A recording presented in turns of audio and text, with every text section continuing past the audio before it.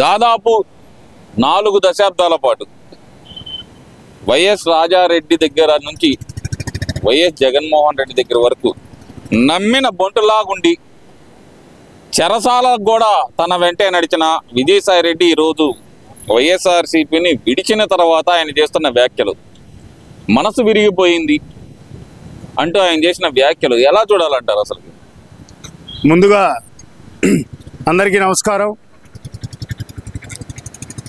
విజయసాయి రెడ్డి మనసు విరగటంలో న్యాయం ఉంది. ఎందుకంటే ఇన్ని దొంగతనాల్లో, ఇన్ని లూటీల్లో, ఇంత అవినీతిలో, ఇంత దోచుకున్న దాంట్లో సమాన వాటా ఇవ్వకుండా పైసానో 2 పైసలు ఇచ్చి కాలుతో ఎగిరితనినప్పుడు ఎవరికైనా మనసు విరిగిపోద్ది. పైగా నువ్వు లెక్కలు రాసేవాడు వేరా ముసలినక్క నీకేం తెలుసురా అంటానికి. కానీ నేను ఒక విషయం మాత్రం విజయసాయి రెడ్డిని ఈ సందర్భంగా మెచ్చుకుంటున్నా. వ్యవసాయం చేసుకుంటాను అన్నాడు రాజీనామా చేసినప్పుడు. ప్రజలకు గుర్తుండే ఉంటుంది ఈ మాట. మొన్న మధ్య అన్నాడు 1 నెల క్రితం. ఆ వ్యవసాయం ఏంటంటే ఇదే. అసలు ప్రతి కుంభకోణంలో ఉన్న కలుపు మొక్క ఎవరో చెప్తున్నాడు. ఇది స్వాగతించాల్సిన అంశం. కాకినాడ పోర్టు విషయంలో విక్రాంత్ రెడ్డి కానీ, అలాగే లిక్కర్ స్కామ్లో కసిరెడ్డి రాజశేఖర్ రెడ్డి కానీ, ఇంకా శరత్ చంద్రారెడ్డి, ఇట్లాగే అన్నిట్లో కూడా ముఖ్యంగా వివేకానంద రెడ్డి హత్య కేసు కూడా ఆయన కదిలించటం చాలా శుభ పరిణామం అని చెప్పి, క్రైమ్ జరిగే ప్రతి ఒక్క దానికి కూడా మూలమైన ఈరోజు ఆంధ్ర రాష్ట్రాన్నే ఒక్కసారిగా ఆశ్చర్యచకితులను చేస్తున్న ఒక హత్య, సుమారు 11 సంవత్సరాల క్రితం 6 సంవత్సరాల క్రితం జరిగిన ఒక హత్య ఆంధ్ర రాష్ట్రం మొత్తాన్ని కూడా ఆశ్చర్యానికి గురి చేస్తుంది. ఇప్పటిదాకా దాని మూల కారకుడిని అరెస్టు కూడా చెయ్యలేదు. నేను అక్కడే ఉన్నాను, రక్తం తుడిచేటప్పుడు, శుభ్రం చేసేటప్పుడు, కట్లు కట్టేటప్పుడు అని డైరెక్ట్గా ఒప్పుకున్న అభిషేక్ రెడ్డిని మాత్రం ఇప్పటిదాకా అరెస్ట్ చేయకపోవటం, అవినాష్ రెడ్డిని ఇప్పటిదాకా అరెస్ట్ చేయకపోవటం అనేది నిజంగా కడు శోచనీయం, కడు దౌర్బల్యం అని ఈ సందర్భంగా చెప్తున్నాను. అంతేకాకుండా విజయసాయి రెడ్డి ఇంకా బయటపెట్టాల్సిన అంశాలు చాలా ఉన్నాయి. ఋషికొండ ప్యాలెస్ని అక్కడ కట్టడానికి కారణం ఏమిటి? అలాగే దేవాలయ భూములు, దేవాదాయ ధర్మాదాయ సంబంధించిన భూములు ఎన్ని ఆక్యుపైడ్ అయినాయి వైజాగ్లో? అలాగే శాంతికి పుట్టిన కొడుకు ఎవరి బిడ్డో చెప్పాలి. విశాఖ దేవాదాయ ధర్మాదాయ శాఖలో పనిచేస్తున్న శాంతి అనే ఒక మహిళ కుమారుడు యొక్క తండ్రి ఎవరో చెప్పాల్సింది కూడా విజయసాయి రెడ్డి మీదే ఉంది.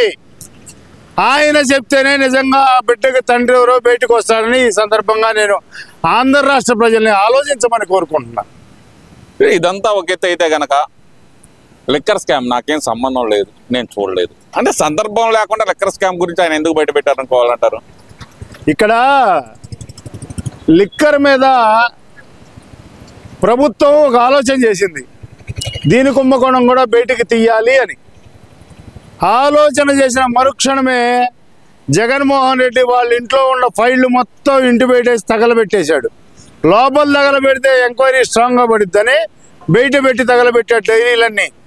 ప్రతిరోజు ఎంత తాడేపల్లి ప్యాలెస్కి వాటాగా వచ్చినాయో ఆ విషయం విజయసాయి రెడ్డికి ఖచ్చితంగా తెలుసు. మీరు ప్రజలారా ఒకసారి ఆలోచించండి. కరోనాలో లిక్కర్ రీఓపెన్ అయిన టైంలో వీళ్ళు అక్కడ గ్యాస్ లీకేజీ విషయంలో విజయసాయి రెడ్డి పుణ్యమా అని చెప్పి లిక్కర్ తయారీ ప్రాంతంలో గ్యాస్ లీకేజ్ అయ్యి జనం చనిపోయారు. చనిపోయినప్పుడు ఆ విషయం అందరూ విజయసాయి రెడ్డి వైపు చూశారు. కానీ విజయసాయి రెడ్డి ఆలోచన ఏంటంటే దాన్ని తీపిచ్చింది ఎవరు, దానివల్ల లాభించింది ఎవరు, నాకెందుకు అవమానం జరిగింది, దీన్నంతా నిజమేదో నిరూపణ చేయటానికి, తాడేపల్లి ప్యాలెస్కి మూటలు ఎన్ని వచ్చినాయో తెలియజేయటానికి ఈ మొత్తం విషయం మీద ఎంక్వైరీ పడిద్దని ఇండైరెక్ట్గా లీకులు ఇచ్చాడు. మీకు మరో మాట కూడా చెప్తున్నాను, ప్రజలారా గుర్తుంచుకోండి.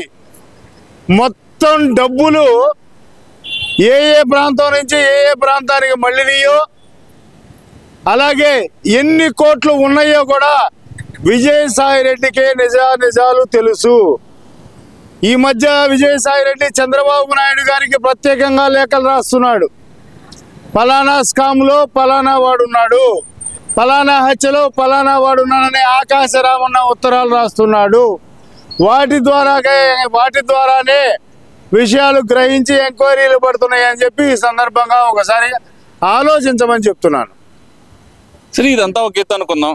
ఏం పోసాని కృష్ణమురళి ఇది ఏందంటారు? నన్ను వదలకపోతే నేను ఆత్మహత్య చేసేసుకుంటా, నా మీద కావాలని వ్యక్తిగత కక్షతోటి ఇదంతా చేస్తున్నారంటూ జడ్జినే బెదిరించే పొజిషన్కి ఎందుకు వచ్చాడంటారు? వాళ్ళ గురువు జగన్మోహన్ రెడ్డి దగ్గర నేర్చుకుంది ఏంటంటే ఎవరినైనా బెదిరించటం, అదిరించటం, లాక్కోవటం, ఇవ్వకపోతే చంపేయటం. ఇది వాళ్ళ తెలివితేటలు. అవి ఇప్పుడు ఇంప్లిమెంటేషన్ కూటమి ప్రభుత్వంలో జరగట్లా.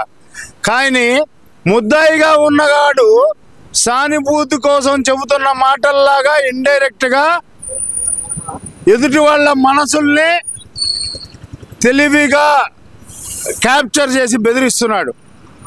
ఈ విజయసాయి రెడ్డి ఖచ్చితంగా ఈ పోసాని కృష్ణమురళి ఇతన్ని పో సాని అని చెప్పి కులం కూడా వెలేసింది.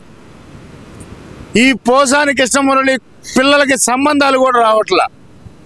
పోసాని కృష్ణమురళి భార్య చేతిలో చాలాసార్లు తెడ్డుతో తన్నులు తిన్నాడని ఈ మధ్యనే తెలుస్తుంది. ఆమె ఈ బయట మాట్లాడినట్టు ఇంట్లో మాట్లాడితే ఆమె చాలాసార్లు తెడ్డు తీసుకొని కొట్టిందని చెప్పి ఈ సందర్భంగా గుర్తు చేస్తున్నా. ఇకపోతే మీరు గమనించారో లేదో, వీడు ఆడంగి వెధవ. వీడు చొక్కా లాక్కునేటప్పుడే అర్థమైతే ఆడంగిడో, మాడగాడో, మగోడో, ఆడోడో కూడా. వీడు చెమ్మ చెక్కలు ఆడుకునేవాడి భాష మాట్లాడతాడు. బాగా ఆలోచించుకోండి. లారీ లాపి చప్పట్లు కొట్టేవాళ్ళ భాష మాట్లాడతాడు. ఈ పోసాని కృష్ణమురళిని వాడు నిజంగా గొప్పోడే అయితే వాడి కోసం ఒక ప్రజా సంఘం బయటికి రాలా, కుల సంఘం బయటికి రాలా, మేధావుల సంఘం బయటికి రాలా, ఒక్కడు బయటికి రావట్లేదు. అంటే వీడు ఎందుకు పనికిరాని ఎంత పెద్ద ఎదవో ఈ సందర్భంగా అందరికీ అర్థమవుతుంది. ఇటువంటి ఎదవ ఏ నాటకం చేసినా ఎవరు నమ్ముతారు? ఇతను రాష్ట్రం మొత్తం తిరుగుతున్నాడు ఈ రోజున.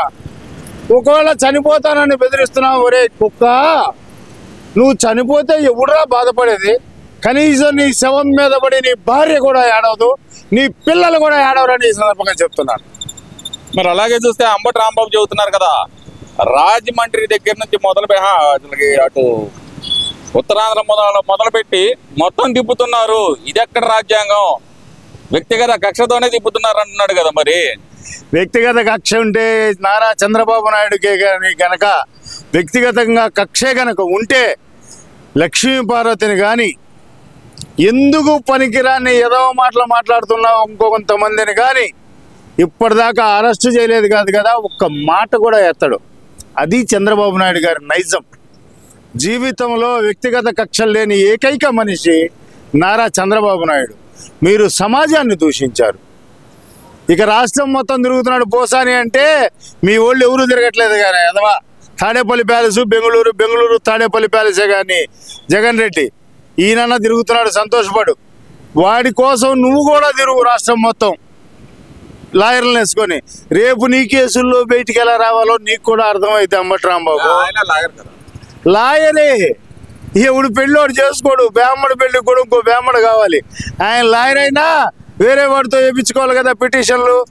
కనీసం బెయిల్ వేయించుకోవాలంటే వేరే వాడు బెయిల్ ఇవ్వాలి కదా, వేరే వాళ్ళతో పనులు ఉంటాయి కదా. ఏ స్టేషన్లు ఎట్లున్నాయో, ఎక్కడ కలరా ఉండలు ఉన్నాయో లేవో, ఎక్కడ చెప్పకూడదు అనేది అల్యూమినియం చెప్పో, మామూలు మట్టి చెప్పో, ఇవన్నీ తెలుసుకొని ఒక అవగాహన ఏర్పడితే నువ్వు కూడా అంబటి రాంబాబు పోసానెమ్మట అన్ని జైళ్ళకి తిరిగి వాడికి ఇదేసి ఇంటర్వ్యూకి ఒకసారి మాట్లాడటానికి అవకాశం కల్పించుకొని తిరగమని చెప్పి నీకు నేను ఉచిత సలహా ఇస్తున్నాను. బోరున ఏడుస్తున్నాడు అంట లోపల అసలుకి. మరి ఇక్కడ బయటకు వచ్చేమో అంబటి రాంబాబు విలపిస్తున్నారు కదా, మరి లోపల పోసాన కృష్ణమురళి బోరున విలపిస్తున్నారు. నా ప్రాణానికి రక్షణ లేదని ఏడుస్తున్నాడు అనే మాట అయితే అంటున్నాడు కదా.